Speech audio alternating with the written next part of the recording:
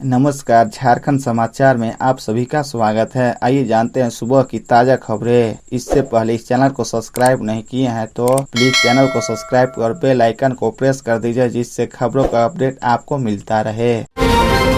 गोइलकेरा में नक्सलियों से मुठभेड़, डिप्टी कमांडेंट को गोली लगी, एयरलिफ्ट कर रांची लाए गए। झारखंड के पश्चिम सिंहभूम में बुधवार को सुरक्षा बलों और नक्सलियों के बीच मुठभेड़ हो गई। इसमें डिप्टी कमांडेंट लेवल के अधिकारी घायल हो गए हैं। बताया गया कि मुठभेड़ में उन्हें नक्सलियों की गोली लगी है। डिप्टी कमांडेंट को एयरलिफ्ट कर रांची लाया गया है। पश्चिम सिंहभूम के पुलिस अधीक्षक एसबी ने मुठभेड़ की और डिप्टी कमांडेंट दीपक कुमार तिवारी के घायल होने की पुष्टि है। वह कोबरा बटालियन के डिप्टी कमांडेंट हैं। डिप्टी कमांडेंट दीपक कुमार तिवारी की बाएं बाह में गोली लगी है। उन्हें जब गोइलकेरा से एयरलिफ्ट कर रांची खिलगांव लाया गया तो वह पैदल चलकर एम्बुलेंस तक गए। उनकी बाएं बाह पर पट्टी बंधी थी। एम्बुलेंस में चढ़ने से पहले उन्होंने मीडिया को विक्ट्री साइन दिखाई। वह मुस्कुराते हुए एम्बुलेंस में चढ़े। दीपक कुमार तिवारी को बेहतर इलाज के लिए एम्बुलेंस से मेडिकल अस्पताल ले जाया गया।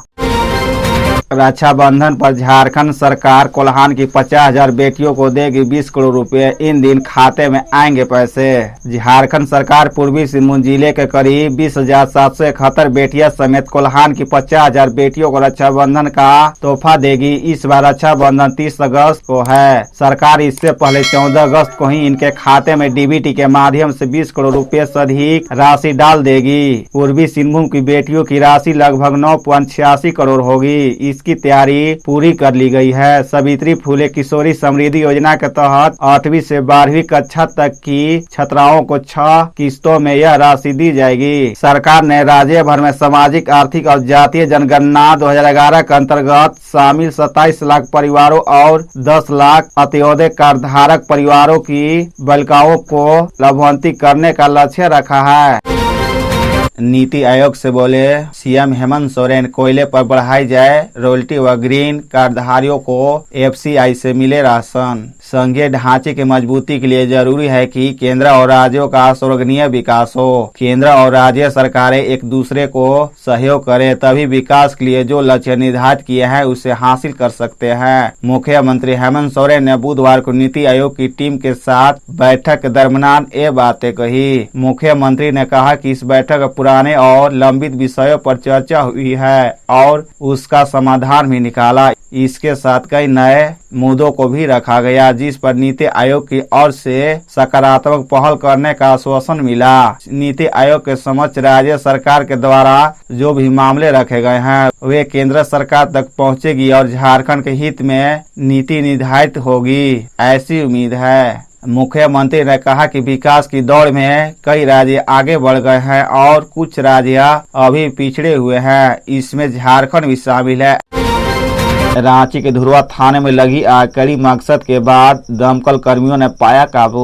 रांची के धुरवा थाने में बुधवार अचानक आग लग गई। आग लगने की वजह से थाने में हड़कंप मच गया। आग लगने से पुलिस कर्मियों के बैरक पूरी तरह से जलकर राख हो गया। वही आग लगने की खबर के साथ ही अग्निशमन विभाग को इसकी सूचना दी गई। मौके पर पहुंची 2 दमकल की गाड़ियों ने घंटे की कड़ी मकसद के बाद आग पर काबू पाया। पुलिस कर्मी बताते हैं कि बैरक में काफी 25 पुलिस कर्मियों को रहने की व्यवस्था थी। वहीं सभी का सामान रहता था। कुछ पुलिस कर्मी नाइट शिफ्ट कर लौट कर सो रहे थे, तभी उन्हें तपिश का अनुभव हुआ। आंख खुली तो देखा कि बैरक में आग की लपेटें उठ रही है, जिसके बाद पूरे पुलिस स्टेशन में भगदड़ की स्थिति पैदा हो गई। किसी तरह पुलिस कर्मियों और दमकल के सहयोग से आग पर काबू पाया गया।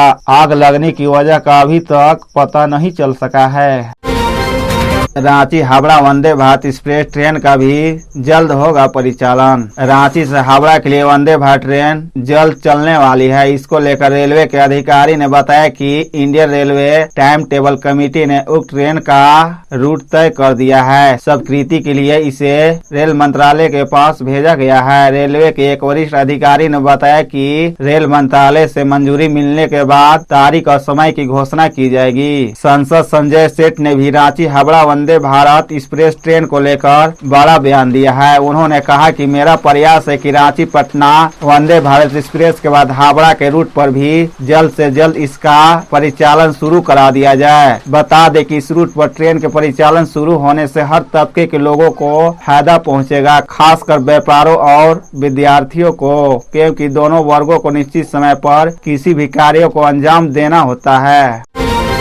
सीआईएसएफ के कैंप के पास विस्फोट से आदिवासी महिला घायल, अस्पताल में भर्ती। पुलिस का बम विस्फोट से इनकार। लालमटिया थाना अंतर्गत सीआईएसएफ के कैंप के समीप ईसीएल के पुराने क्वार्टर में सुबह विस्फोट पदार्थ के फटने से 40 वर्षीय मझली मरांडी घायल हो गई। ग्राम पहाड़पुर की रहने वाली मझली मरांडी को घायल हो जाने पर स्थानीय अस्पताल से बेहतर इलाज के लिए सदर अस्पताल भेज दिया गया है। चिकित्सक के मुताबिक महिला के एक पैर को काफी नुकसान पहुंचा है। पुलिस ने बम विस्फोट से इनकार किया है। ग्रामीणों के अनुसार बुधवार की सुबह 5 बजे मझली मरांडी के घर से अचानक जोरदार विस्फोट की आवाज आई। घर में रखे सामान के परखचे उड़ गए और इस दौरान महिला घायल हो गई। घटना के सूचना पर लालमटिया थाना प्रभारी चंद्रशेखर सिंह दल बल के साथ गांव पहुंचे और महिला के घर के आसपास तहकीकात की और घायल महिला को इलाज के लिए अस्पताल भेज दिया।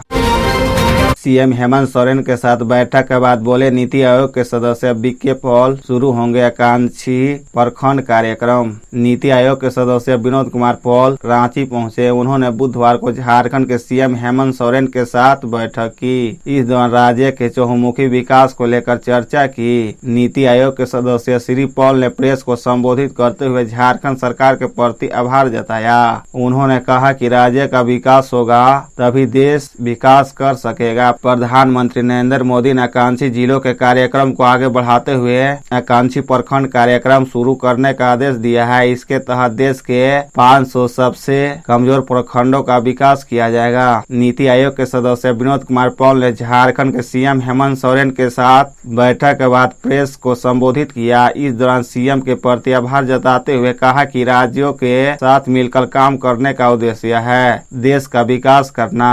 राज्यों का विकास होगा तभी देश विकास कर सकेगा। झारखंड गठन के बाद सिर्फ एक बार हुई है उर्दू शिक्षकों की नियुक्ति, 3712 पद रिक्त। झारखंड में एकीकृत बिहार के समय से ही उर्दू के पठन पाठन के लिए प्राथमिक व मध्य विद्यालय स्तर पर उर्दू विद्यालय संचालित है। इन विद्यालयों में शिक्षकों का 80% से अधिक पद रिक्त है। राज्य गठन के बाद उर्दू शिक्षकों की एक बार ही नियुक्ति हुई। वही प्रोजेक्ट हाई स्कूल और +2 विद्यालयों शिक्षकों के पद के सृजित नहीं है। राज्य प्राथमिक व मध्य विद्यालयों में 4401 में से 3708 पद रिक्त हैं। राज्य प्राथमिक व मध्य विद्यालय में उर्दू शिक्षकों की पिछली नियुक्ति 2015-16 में हुई थी। जिला स्तर पर हुई नियुक्ति में 4401 पद के लिए आवेदन आमंत्रित किया गया था। इनमें से 689 शिक्षकों की नियुक्ति हुई थी। नियुक्ति में सरकार के प्रावधान के अनुरूप से अनुसूचित जाति व अनुसूचित जनजाति के लिए आरक्षण का प्रावधान था।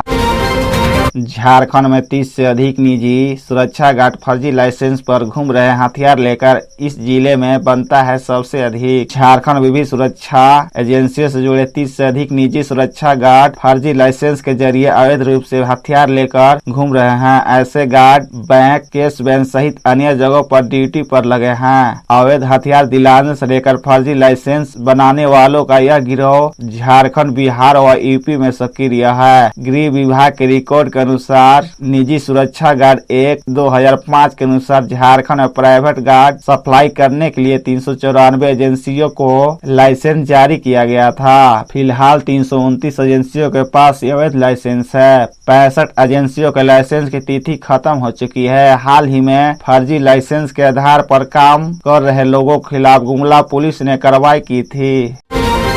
सीएम हेमंत का हाथ पकड़ क्यों रो पड़ी महिला, मुख्यमंत्री बोले आवास आइए। प्रोजेक्ट भवन में मंगलवार की शाम कैबिनेट की बैठक के बाद जब सीएम हेमंत सोरेन निकल रहे थे, उसी दौरान पत्रकार उनके बाइट लेने के लिए आगे बढ़े। इसी दौरान पत्रकारों को हटाते हुए बगोदर की रहने वाली एक महिला सीएम हेमंत सोरेन के पास पहुंची और उनका हाथ पकड़कर रोने लगी। इस पर सीएम ने सुरक्षा कर्मी से कहा कि महिला को आने दे। वह फपक कर कहने लगी कि कई साल से हम न्याय की आस में दौड़ लगा रहे हैं, लेकिन लेकिन हमको न्याय नहीं मिल रहा है। आपसे मिलने की कोशिश करते थे पर मुलाकात नहीं हो पाती थी। इस पर मुख्यमंत्री ने पूछा कि क्या बात है, तो वह रोने लगी और अपने पारिवारिक विवाद के बारे में बताने लगी। थोड़ी देर उसकी बात सुनने के बाद मुख्यमंत्री ने कहा कि बुधवार को आप मुख्यमंत्री आवास आइए, आपकी समस्या भी सुनेंगे और समाधान भी निकालेंगे। मुख्यमंत्री ने वहां मौजूद मंत्री हफजुल अंसारी से कहा कि बुधवार को महिला को लेकर सीएम आवास आइए।